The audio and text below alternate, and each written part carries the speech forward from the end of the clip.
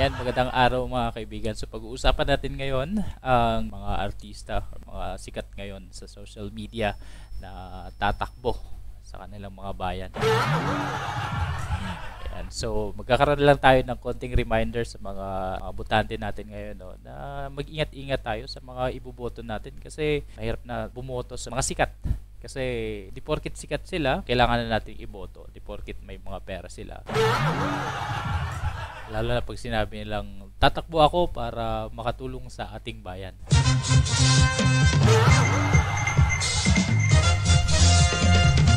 Aww. Ay nako, pwede naman kasi kayo tumulong na hindi na kailangan tumakbo kung mapera talaga kayo. Dito kasi sa mga tumatakbo, and nakakatuwa lang yung election natin ngayon, or dati pa naman actually nakakatuwa kasi COMELEC natin inaalaw yung mga tatakbo kahit sino lang. Laban.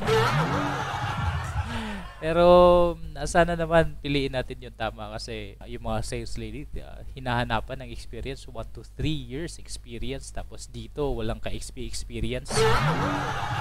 Walang kaalam-alam sa batas. Zero knowledge. Tapos tatakbo na lang para daw tumulong. Huwag ganon, huwag gawing training ground ang politics. Huwag kayo mag-train doon.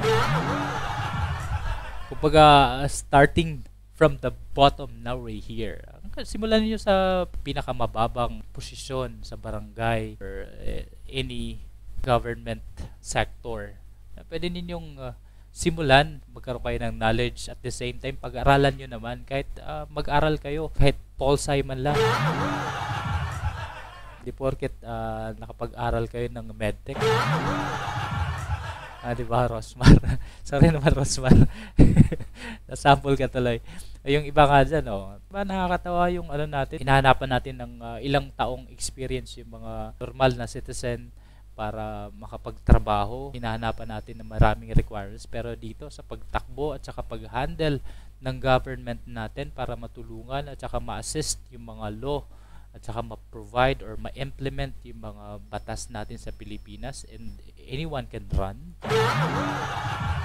Diba? Parang may kulang.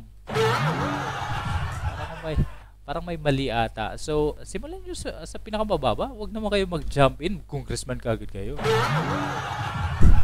Hayaan nyo muna yung mga nasa taas. Hayaan nyo muna sila kasi sila kahit paano pinag-aralan nila, pinagdaanan nila. Anong gagawin ninyo?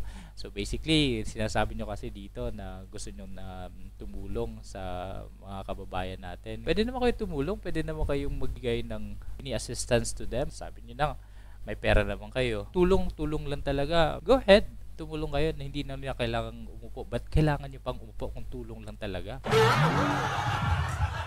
Diba? So, ibig sabihin, hindi tulong ang plano niyo. Baka gusto na lang, baka ito na yung simula ng political dynasty ninyo. Or di kaya may malalim pa na dahilan kung bakit tumakbo kayo. So again, hindi rason or hindi paraan ang pagtakbo sa isang government position para lang makatulong sa mga kababayan natin. May mga paraan para tumulong tayo sa mga kababayan natin. Kung gusto niyo naman tumakbo, walang problema doon, for as long as at least you have the knowledge to run a government. Oo, medyo nakakatawa lang siya. Sana mag-aral muna kayo ng basic law. At least pag-aralan ninyo ang fundamentals para hindi naman kawawa yung mga kababayan ninyo. Kasi ang mangyayari, magkakaroon lang kayo ng advisor. Magkakaroon lang kayo ng iba't ibang mga tao na mag-a-advise sa inyo. Okay, sana yon kasi magkakaroon kayo ng knowledge from other people. But the thing is, at the end of the day, kayo ang magde-decide sa mga naririnig nyo sa ibang tao. So at least learn the fundamentals and you can decide on your own. Kasi alam nyo na yung batas at alam nyo na yung mga rules and regulation sa pag-handle ng isang bayan. Again, maraming salamat sa pakikinig ninyo, and I will see you in the next one. Bye-bye!